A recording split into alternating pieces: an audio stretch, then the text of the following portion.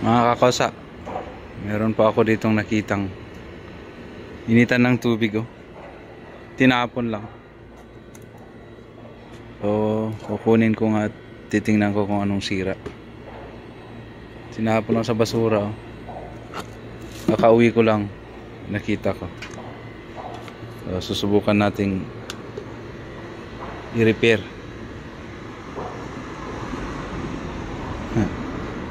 Tinapon lang sa basura, oh. Subukan natin i-repair, mga kakosa. Sana gagana pa. So yun, mga kakosa, dito na po tayo sa bahay. At ito na po yung napulot ko sa basurahan na hindi ko kung anong tawag nito. Electric kettle yata, o kaya heater, electric heater, initan ng tubig. So ito nga po ay napulot ko dun sa basurahan ng pag-uwi ko nang galing sa trabaho. At hindi ko alam kung bakit nila itinapon ito. Pero ang alam ko lang ay siguro yung may-ari ay hindi niya alam paano ang gawin. Kaya karamihan pa nga pala dito sa Saudi ay yung mga ibang lahi ay mahilig sa mga ganito heater, lalo na yung mga Masri, kaya yung tinatawag nating yung Egyptian, yung taga-Egypt. Yan ang mahilig sa mga ganito. At siyempre sa mga Pilipino din, pero mahilig talaga ang mga Masri sa ganito. Kahit sa mga site namin pumupunta sa mga trabaho ay meron silang dala-dala lagi ng ganito kasi nagkakape sila, chachay. Meron din sa mga ibang lahi, pero mas madalas ko makita sa mga Masri o yung Egyptian. So ito hindi ko pa na-testing, kaya ngayon pa lang titesting natin kung ano ang sira. So ang una natin gagawin ay bago natin isaksak ay i-check muna natin ito. Dito muna tayo sa base niya kung ano ang sira. Pero sa una pa lang gagawin natin i-visual check, o kaya titingnan natin gamit ang mata. So ano ang sira. So testing natin to. So ang number 1 yun. So okay naman siya. Yan. Meron kasing iba na pag pinindot mo to hindi mapindot at saka bumabalik, hindi ganyan na steady siya. Minsan pag pinindot mo bumabalik, ganyan. So sa case nito hindi ko pa nabuksan. So ganyan. Tapos dito check natin dito kung meron kasi dito yung inuupuan niya dito sa dito yan. Yung makikita nyo meron siyang ayan. So check natin. So nakikita ko ay sa tingin ko pa lang ay parang may problema dito. Sasabihin ko bakit ito ang nasasabi ko, pero hindi ko pa sure kasi i-check pa natin sa gamit ang tester. So ayun. So titesting natin, mga kakosa. Titest natin sa tester. Sagli lang. So dito, mga kakosa, ang i-check natin to. So gamit ang tester nito. So select natin sa X10. Select na natin to. So dito wala namang, basta ang makita lang natin, importante pumalo siya. Wala namang makikita kung ilan ang ohms, hindi naman ohms. Basta pumalo to. Tingnan natin kung may meron siyang, kung papalo siya. So gamit dito, check natin muna natin, hanapin muna natin yung kung saan yung line 1 at line 2, yung kung saan yung naka-connect dito. Hindi ko alam kung saan dito, basta line 1 or line 2 or line 1 or line 2. Yan, okay. So check nyo yung, pansinin nyo yung tester natin. So yung isa connect natin dito sa yan, connect natin sa isa. Tapos hanapin natin dito sa butas dito kung saan yung kumbaga saan siya nakakonect. So ayan, connect na natin dito sa isa. Hanapin natin dito kung saan. Ayan. Mahirap lang, pasensya na, mga kakosa. Saglit lang, ha. Hawakan ko na lang dito, perhaps. So dito sa labas muna kung ito ba yung linya niya. Yan, dito sa labas so hindi pumalo. So hanapin natin sa pangalawa. Dito naman sa isang butas dito sa dito dahil hindi pumalo dito sa una, hanapin natin sa kabila. So yan, dun sa kabila hanapin natin.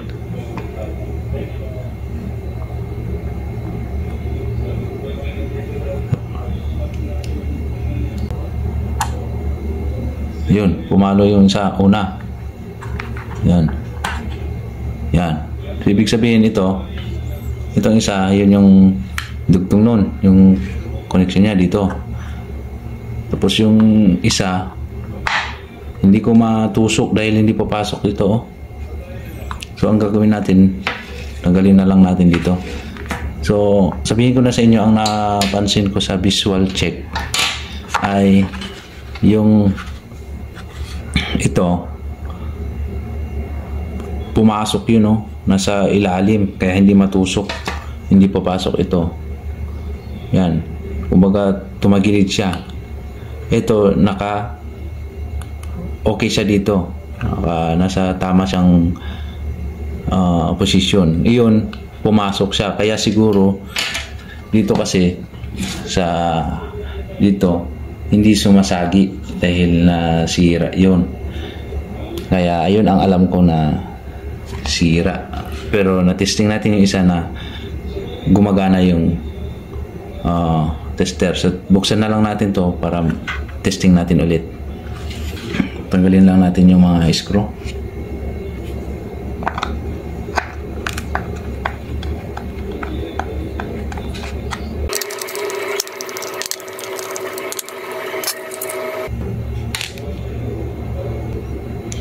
Ayun, natanggal na natin mga kakosa.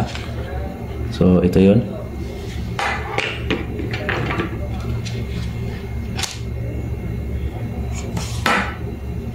Ito siya, napakadumi. Yan, kita nyo naman. So dito nga mga kakosa ay yan, tanggalin lang natin.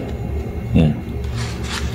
So kung makikita nyo yung sinasabi ko doon, ito pumasok siya, yun, nasa loob, hindi masungkit. So ayan, hindi lang, pakita ko sa inyo mga kakosa. Ayan kung titingnan nyo, lumihis siya doon sa butas. Yan, kaya kung makikita nyo dito, hindi makita yata sa video. Yan, sorry gusto ko lang ipakita sa inyo.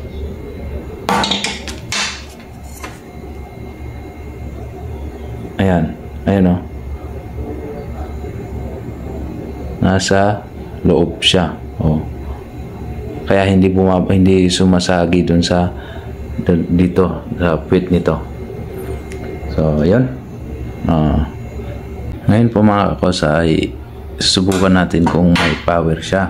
Hindi pa natin na ayos kaya titingnan natin kung yun yung sira. Titesting muna natin, sasaksak muna natin, tapos tingnan natin kung meron siyang power dito. Kita nyo, naka-switch na, number 1 na, ay wala siyang power. Tapos tingnan nyo, so ayun, wala siyang power. Kaya ngayon bubuksan natin yun para titingnan natin kung ibabalik natin yung parang bakal niya doon para mag-contact siya dito sa makikita niyo yung bakal. Ayan. Ngayon mga kakosa ay itetester muna natin to. Ito, kung okay pa yung kung gumagana. Pero karamihan ito, hindi naman madalas nasisira to dahil hindi siya nagagalaw. Kumbaga naka-screw lang siya na hindi siya namumove, hindi nagagalaw, hindi basta-basta nasisira naman to. Tapos ito lang ang kadalasan nasisira dahil pag nilagay natin dito, ikot-ikot natin, minsan naiikot, tapos nagagalaw nga yung parang bakal doon loob. Kaya ito itetesting na, itetester muna natin to kung okay yung may thermostat siya dito sa switch na to. Meron din dito. Kaya ngayon titester muna natin to. Papansinin niyo dito sa tester kung gagalaw. Tapos i-connect lang natin dito yung line 1 at line 2 natin. Ito, line 1, line 2 or line 1, line 2. So ika-connect lang natin yung dalawang dito kung gagalaw dun. Pag nilagay natin ito tester dun dito sa dalawa, line 1, line 2, i-switch natin ito kung gagalaw. Kaya pansinin nyo yun, ha. So ayun mga boss, ha, gaya ng sinabi ko, i-test muna natin to kung okay to o kaya okay pa yung thermostat. Ngayon connect natin to gamit ang tester, tapos i-on natin. Pansinin nyo yung tester kung gagalaw. So ibig sabihin kung gumalaw yan, goods yung ito at dito. So pansinin nyo yun, ha.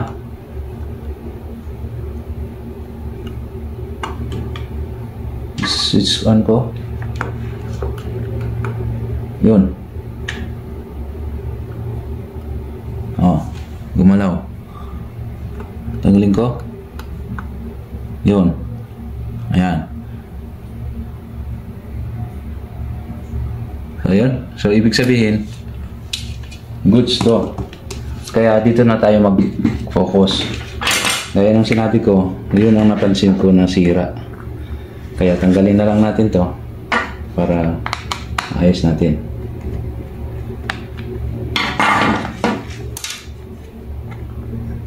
Dumi. So ganyan mga ibang lahi. Pagka sira na, wala na. Tinatapon na lang nila.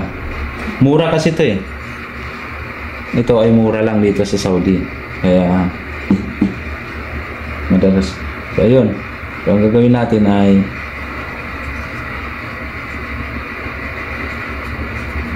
tanggalin ulit natin ito. Yun.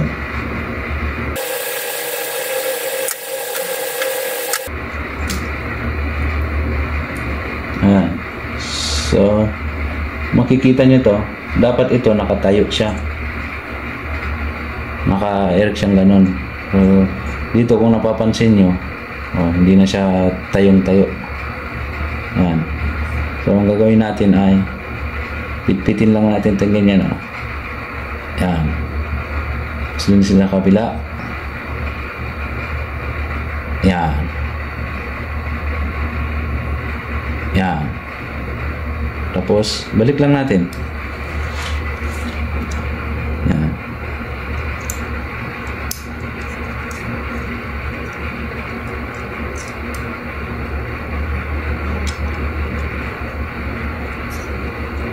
Ayan. Kung makikita nyo, doon na siya. Lumabas na. Kukontak na sila doon. Ayan.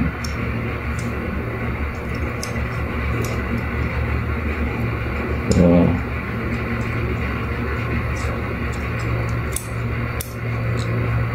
yun, balik lang natin. So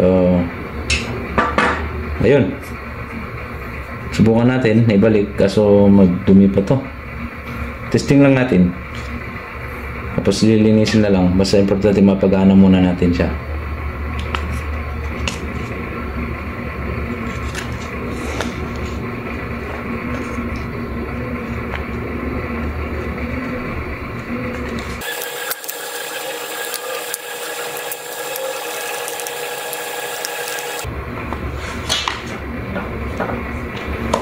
Okay. So ngayon test muna natin kung may switch na, may ilaw na.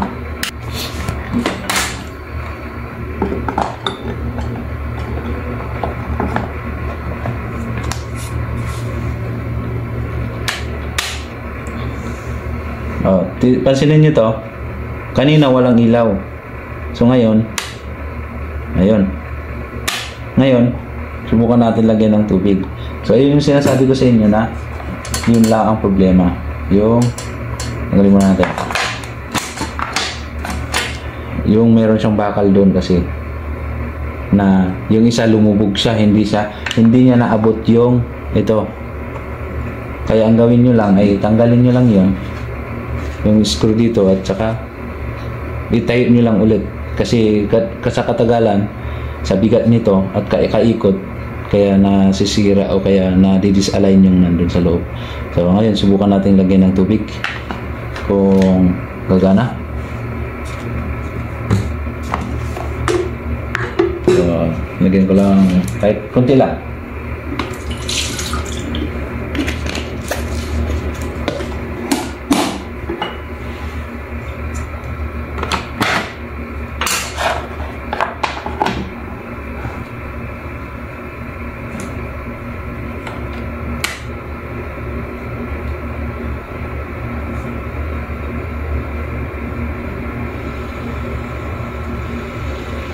Yan. Tumutunog oh. Sana naririnig nyo. Tutok mo. Ayan oh. Oo. May usok na oh. Nakikita yung usok. Yan. So, tinan nyo to kung mag-automatic siya. Dapat mag-automatic siya. Mag-automatic to. Mamamatay siya. Ayan. Kita sana yung usok oh. Yun. Oh, kita nyo? Automatic siya. So, buksan natin. Yan. Oh, kumukulo na. So, yun lang ang sira niya. So, sana nagustuhan nyo at paki-subscribe ang ating YouTube channel at paki-follow ang ating Facebook page. So, lilinisan lang dito. So, maraming salamat. Bye-bye.